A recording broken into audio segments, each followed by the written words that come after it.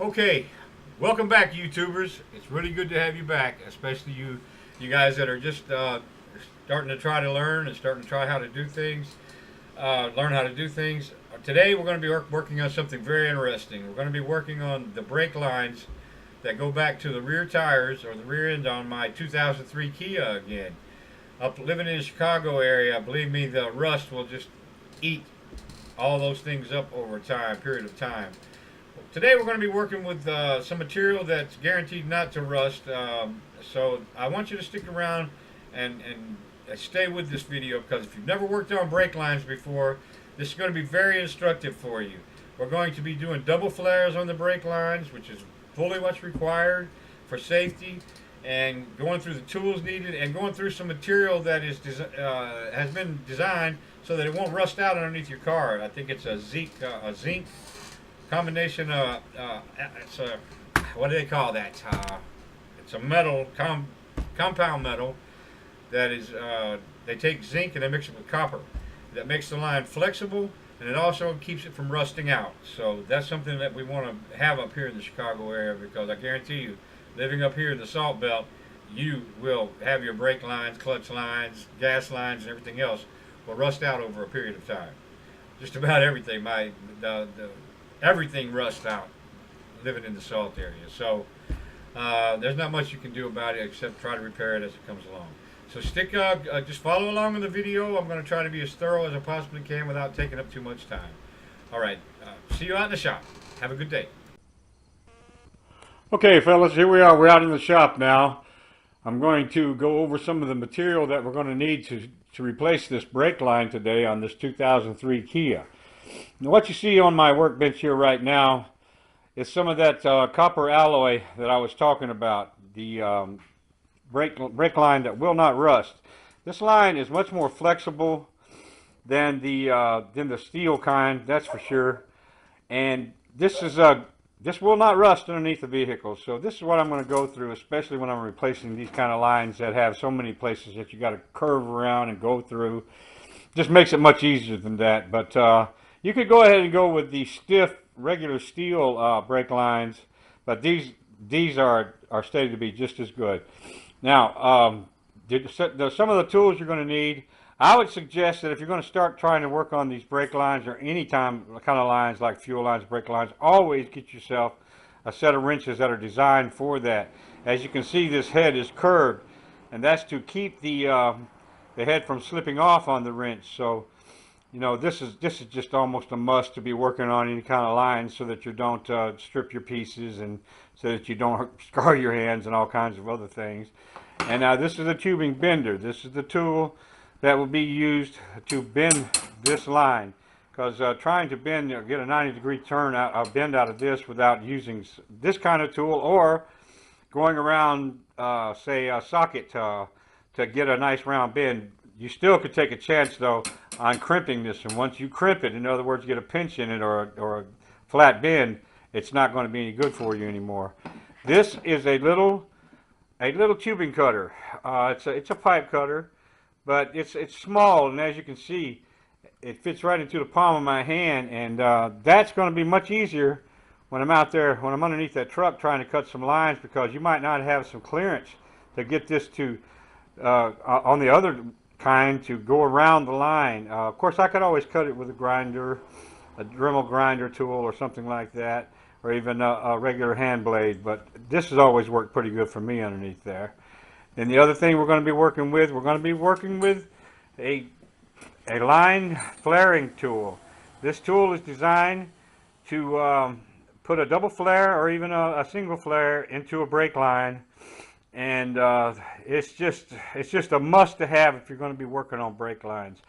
I'm just going to tell you now that if it was me, I would never ever put a brake line on with just compression fittings. Compression fittings are not designed for brake lines. When you go to stomp your brake, if you have to stomp your brake in an emergency, that hydraulic pressure really builds in a line, and if you got a compression fitting on there and that fitting blows, you're going to lose all your brake fluid. And if you don't have an emergency brake, you might not be able to stop that vehicle. So you can't take chances on brake lines. I can't emphasize that any more than to tell you that you cannot take shortcuts on preparing brake lines. They have to be done properly. The best way to do that is to prepare, of course.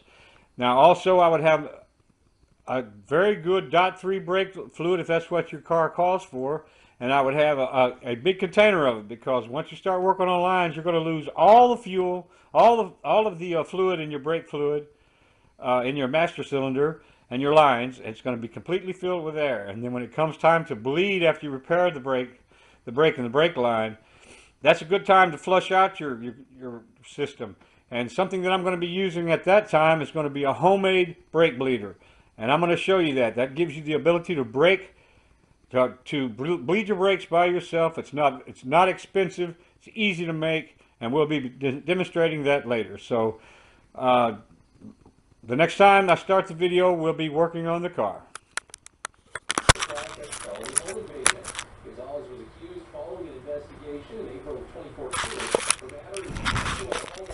Okay guys, here we go. I'm back underneath here now. I'm going to show you this line. You see that line just hanging there now? This line here. Let me see, let me get my hand over there.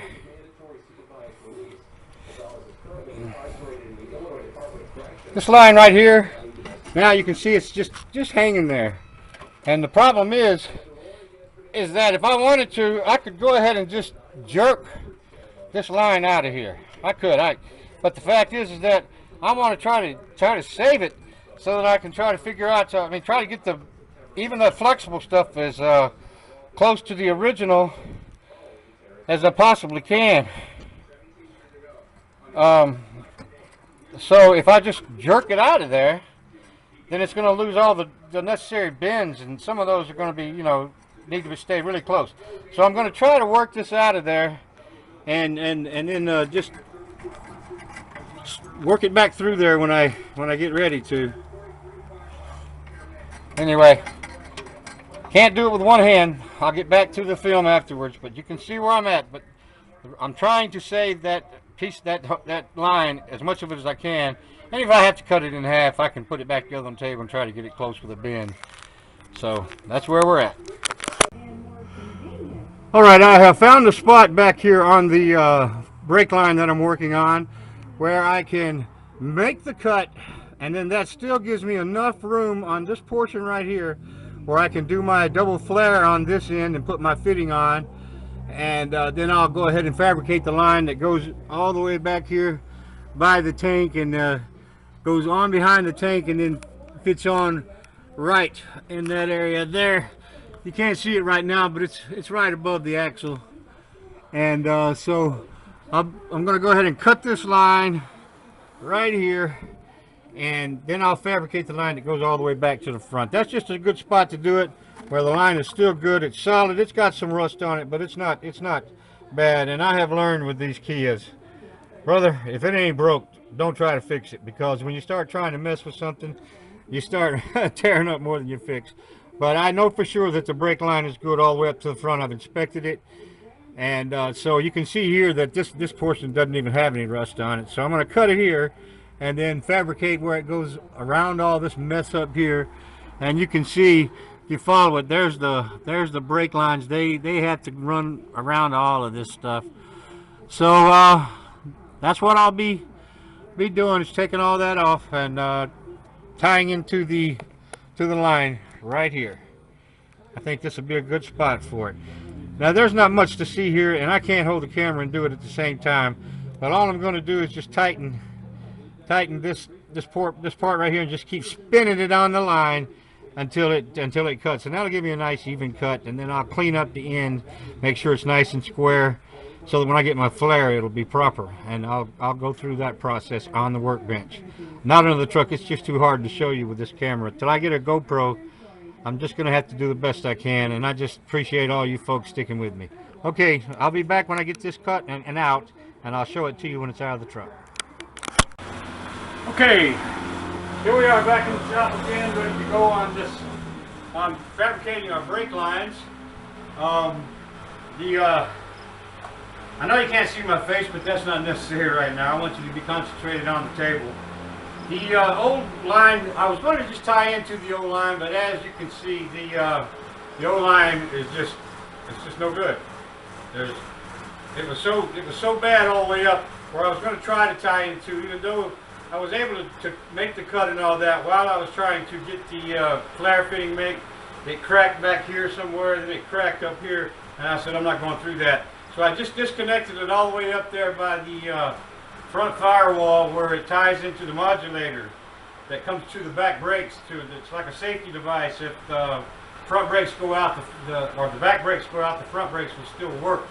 It opens up by pressure and lets the fluid go to the back. But anyway, these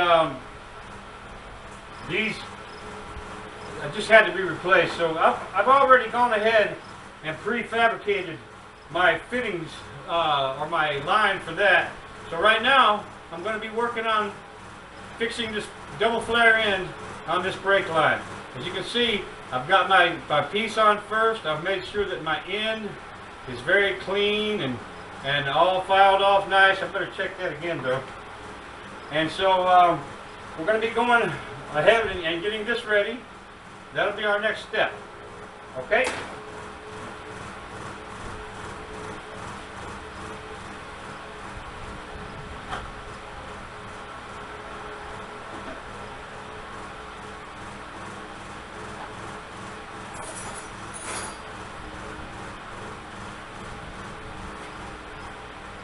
Now, I'm going to be using my die set, my line, my double flare tool.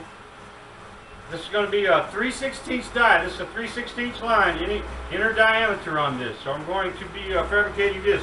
Hold on just a second.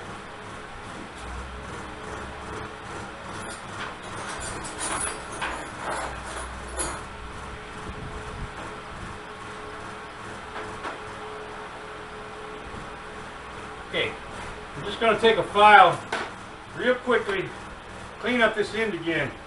Even though I know I did, or I thought I had, this end doesn't look very good. It's got a little burr right there, and on the end, you probably can't see it over there. But anyway, I want to just get that nice and smooth on the end, if I can. Little file.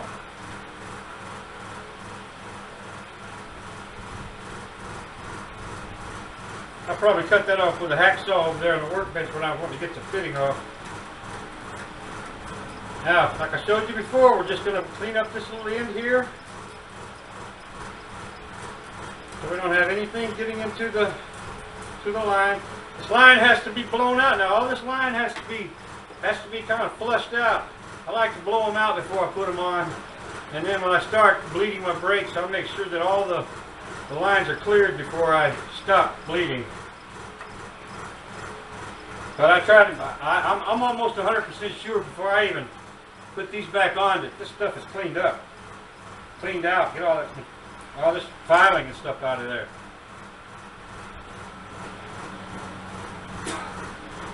I just blow it out like that. And we'll take it a little bit more. Can't be too picky on these, really. You know, it's a one-shot deal, kind of like, because you don't want to have to go underneath there and keep crawling back and forth trying to fix leaks. Man, that just makes the job extra long. Remember now, make sure to put your fitting on before you put your flare tool on. Now, I'll do like I showed you before. We're going to slip the flare tool on a 3/16 inch hole. Just going to hold it with my hand, take my die, I'm going to set my die up on top of that, measure the depth of that, the height of that thing, and it's just perfect right there. Got lucky on that one. I'm going to tighten both of these screws, both at the same time. I want to keep the gap on these two ends in between this even, and I want these two tips, these pieces when they come together, to be flush, otherwise my flare won't be square. Feels pretty good. I'll take a 12mm wrench. Now I don't want to be messing with this line too much. I could put this in the vise, but I want to show you that it can be done by hand just as easy. And when you tighten these down, you want to get it tight enough so that this can't slip back out. You don't want this to be pushed back in when you're compressing it. So But you don't have to go crazy with it. You just got to get it snug enough so that it won't slip. Sometimes I get it over tight, especially with steel. The steel ones, because the steel is harder to compress than this stuff is. Anyway, there it is. It's in there. And so now I'm going to start. I'm looking at this, and I'm looking at it to make sure that here, where this pipe comes in, and this goes over, there's a 90-degree angle. It's almost as though that angle is perfect right there. Okay? You can even use this tool to straighten an end of a flaring tool if you've bent it a little bit too far to help get it straight. Because if it ain't straight, this bitting won't slide back and forth on it like that. Okay? Okay. That's nice and tight. So we're going to take our flaring tool. We're going to slip it over there. That has to be all the way up most of the time to get on there. We're going to take our die, put our die in the end of the tubing, set our compressor into that little indentation on top of the die, and push down, screw down the plunger, and then start tightening it. Now this is going to get kind of hard. I like to put it against my big belly here and just pull on it. And you'll know when you get it. I mean, when it gets snug, just stop. You've got it. You get it down there too far, it just makes everything harder and harder. All you really want to do is make sure that this die right here, is touching the clamp. When this compresses all the way down, it'll stop because it'll be touching the clamp, the table, in other words. It can't go any further.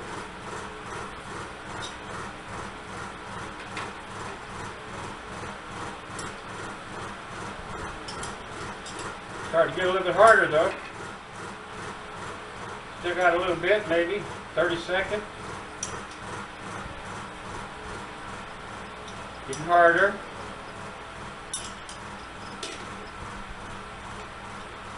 One more maybe ought to get it. There we go. Now, that's snug. I'm not going to pry on it. There's no need to have to pry on it. And I'll just reverse it. And once you loosen it just a little after it's tightened, because it's already compressed the into the line down to a little flange, to a bubble, take your die out. And now I'm going to clean up my hole a little bit. After I pressed it down, I can see how I've got a little bit of out around in there. I don't like that. It's not really going to stop the flow of it, but it's not perfect. And that's what I'm going for, is perfection. As close as I can get to it. Now, clean up into the hole a little bit. Now, that hole's a little elongated, but that's okay. This will come out, I think, just fine. This has been pushed over now. So you can see that it's pushed in. Now it's ready to be double flared. So that's what I'm going to do. So now, I put my flare kit tool back on again, and I leave the die out of the end of this because now I don't need the die. Instead, what I need to do, put the pointy end of that plunger in, tighten this down again until it grips the clamp. Now, we want to press this down again. Put a little fluid on top of that again so that it'll flow and it won't cause you some problems with your flare. Or a little oil. And then tighten it again. Now what you're doing is you're pushing that top layer that's been pressed down into the flare, and it's going to give it a double wall on the flare, that's what makes it strong so that it won't leak. And when you get it tight, don't over tighten when it bottoms out. Some people over tighten and they split their flare. I've done it many times, believe me. Okay. Now, as far as the flare goes, we're done. Just got to get the tool off. Always unscrew it all the way out so it's ready for the next time. Be careful, don't mess with your lines, don't mess up your bends and everything. Just be careful. Take your time. Like I said, you can do this in a vise. This end right here, this long piece on the tool, this can be put into the end of a vise, and it makes it much easier, but I couldn't show you that as easy. And sometimes you might not have a vise. I mean, you might be somewhere where you don't have access to a vise. You break down on the side of a road, you need to fix a brake line. You're not going to have all those handy tools, so you got to know how to do it without those things sometimes. Okay, now, got those loose. That should just slip right off. See those? Once you loosen it, no, you don't have to fight it. Pull your tool off.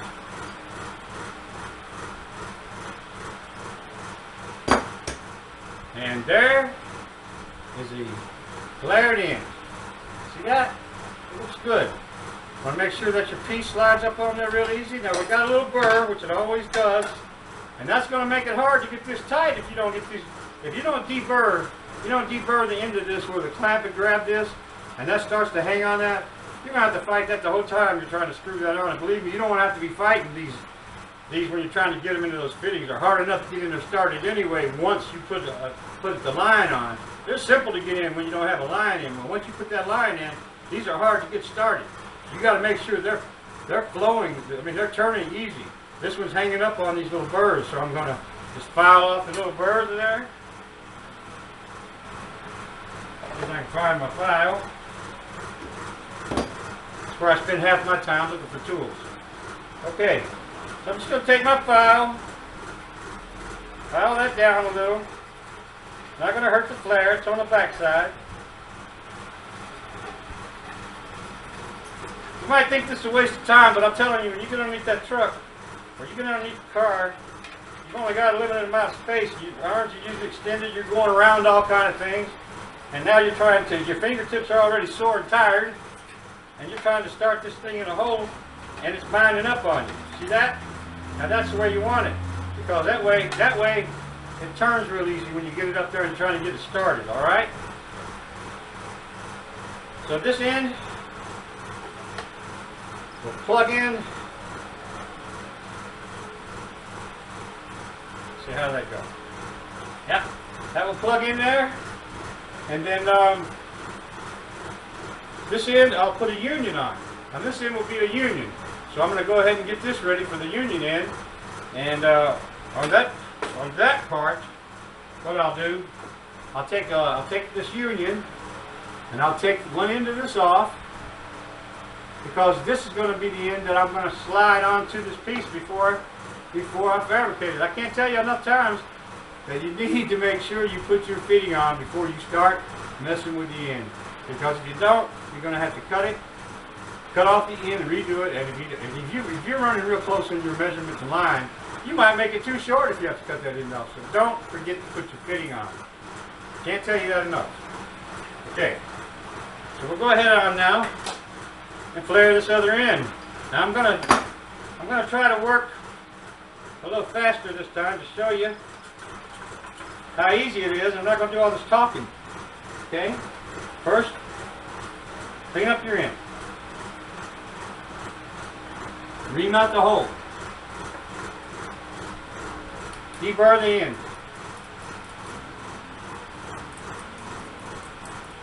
Not too much, you know, just get it cleaned up, no burrs. Don't bend your piece while you're working with it. You got to remember you got another end down there.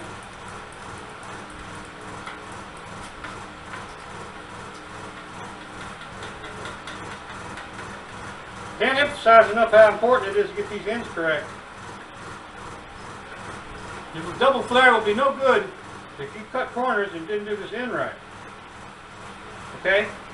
Now, I got my fitting on. Double check that. Put my clamp on. Again, I'm going to just compare the height, make sure that's proper. I've gotten so used to it I don't even have to hardly check it anymore. Make sure that clamp is going to close square. Tighten both ends.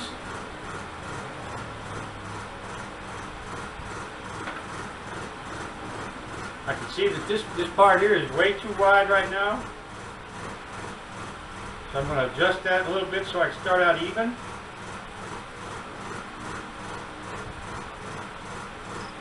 Check that tight one more time on the flare. All right. Now, I'll snug on that end. Snug a little on that end. Snug some more on that end. Go to this end.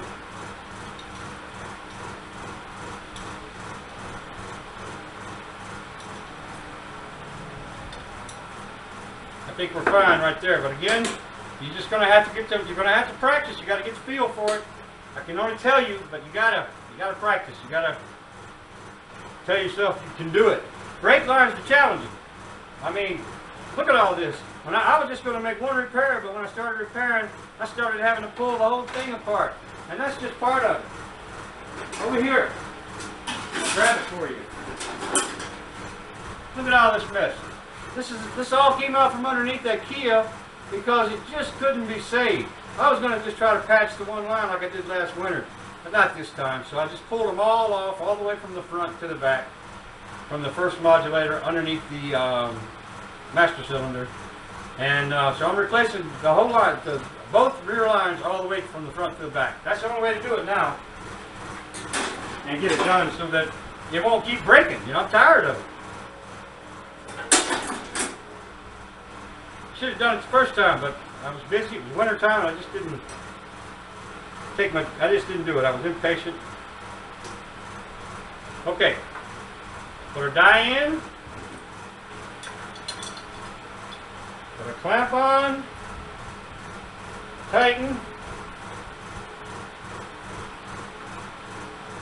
Make sure that clamp's on there nice and straight. Okay.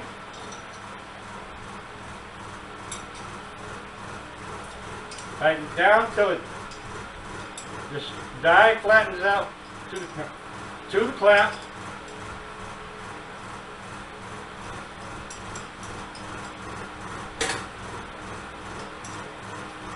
One good thing about this workbench, though, I made this workbench in my workshop, my wood shop, and I made it so that this has a clamping top on it. But these little grooves are where I set the pegs, but they can also help with this line fabricate. This is why I try to do it over here on my workbench. Now, I don't want to get it too tight. That's good enough. My die is flush. Now, just reverse that. Once you get it loosened up, it comes right off. Slide that down, take that out, check out my hole. My hole looks good. Come back up. All I'm really doing is making sure that flange didn't, or that piece of line didn't push into the clamp too far. They'll slide in if you don't get them tight enough. You got to redo it. Okay, now I'm just going to go down. I'm going to make my double flare. Again, just watching it, make sure I don't compress it too far. Till I know that it's, when this tightens, not over tightens, but when it bottoms out, you know, just like that, see? You didn't see me put any pressure on that.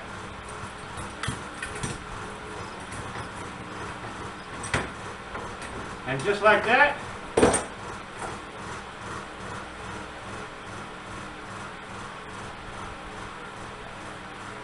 I'm going to have to do that a little more. I should have went down a little further with my compress. I didn't come down far enough. So I'm going to get some more out of that one.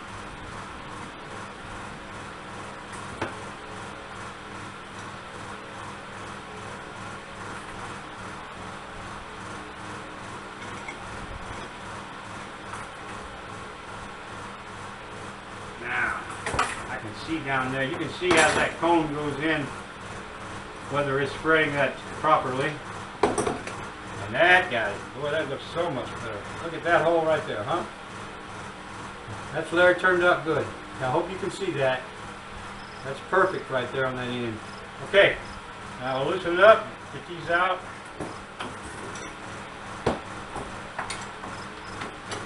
This is much easier if you can get it on a bench or on a clamp when you're working on these. Okay.